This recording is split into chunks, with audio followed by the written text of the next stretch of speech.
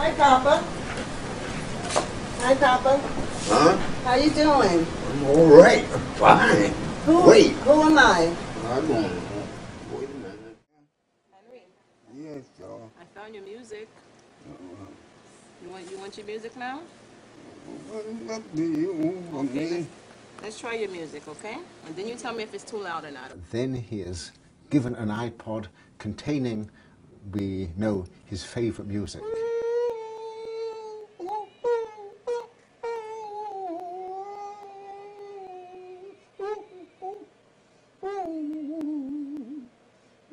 And immediately he lights up. His face assumes expression, his eyes open wide. He starts to sing and to rock and to move his arms, and he's being animated by the music. And he used to always sit on the unit with his head like this. He didn't really talk to much people. And then when I introduced the music to him, this is his reaction ever since.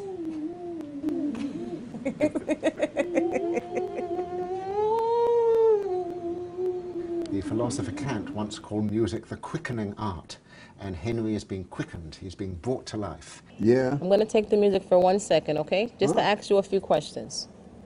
Okay? I'm going to give it back to you. Uh-huh.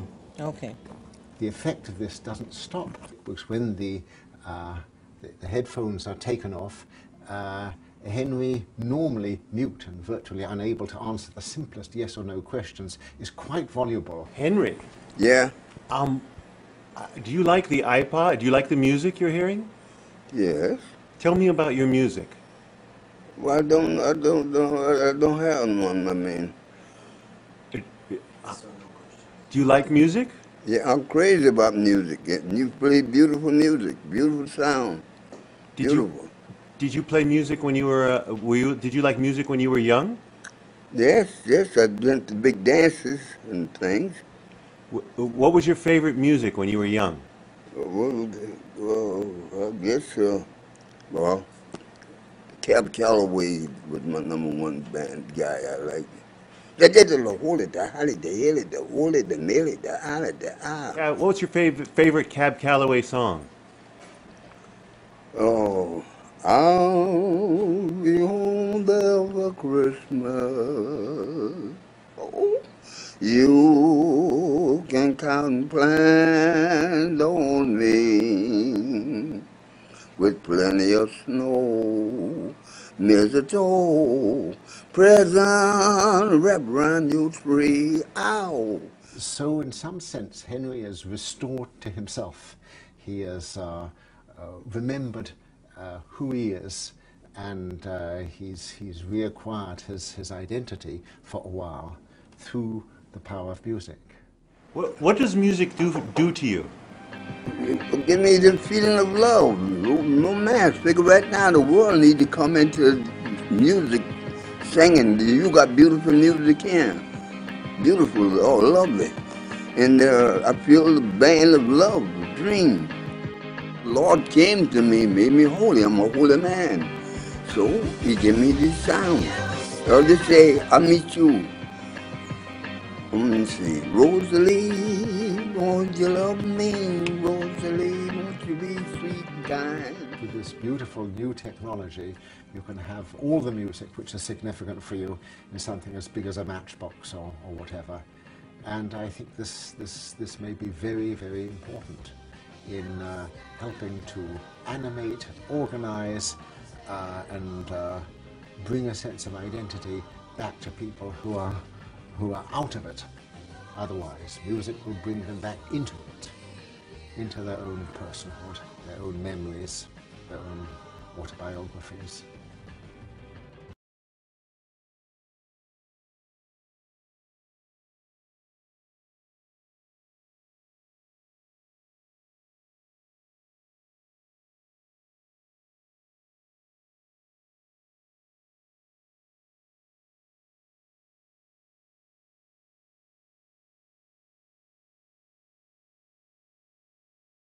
Well-known writer and neurologist Oliver Sacks is exploring the idea of how the brain reacts to music. He is trying to figure out why some brains can't decode music at all, while others are sensitive to the slightest musical nuance.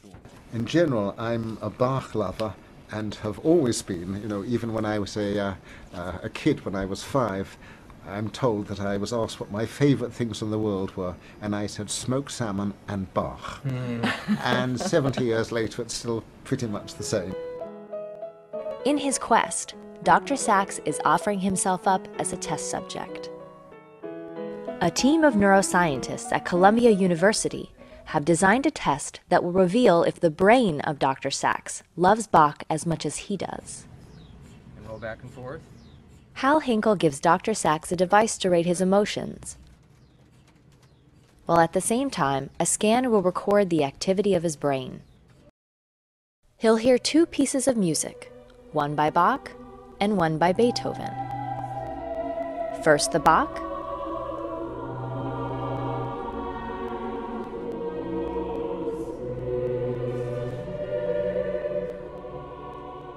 then the Beethoven.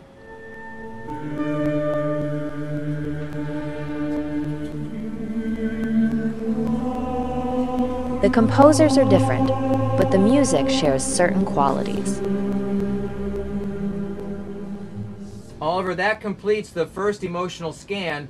I would like to hear how that was for you. The Bach sort of blew me away, especially that point where the soprano came in and there was a wonderful harmonic modulation. But the Beethoven, I'm afraid, sort of left me flat. The results of the scan amazingly seem to confirm his feelings. What you can see just in an immediate overview here is that this is your Bach brain and this is your Beethoven brain. Sorry, Ludwig. Yeah, sorry, Ludwig. There's not much there. Bach clearly excited much of his brain, including the many regions essential to appreciating the complexity of music. But unlike Beethoven, Bach activated the amygdala, which is vital to processing emotions. Here we see large activity associated with the right amygdala when you're listening to Bach. There is none of that when you are listening to this very comparable piece in Beethoven.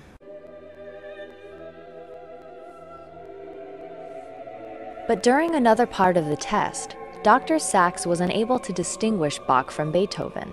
Again, we'd like to hear what your response was to it. Well, I'm sort of confused. I could hardly differentiate Bach from Beethoven, and that didn't seem to move me very much. But his brain tells a different story. The remarkable finding for you was even when you might have thought it was Beethoven, Even when I was confused. your brain can tell Bach from Beethoven. Dr. Sachs clearly favors Bach over Beethoven. Even when he couldn't tell them apart, the brain scan on the left still shows increased activity. So in fact, his brain recognizes the difference and makes its preference clear. So my brain knows even when I don't. That's the conclusion. Right. Your brain can distinguish them even when you don't. Uh-huh.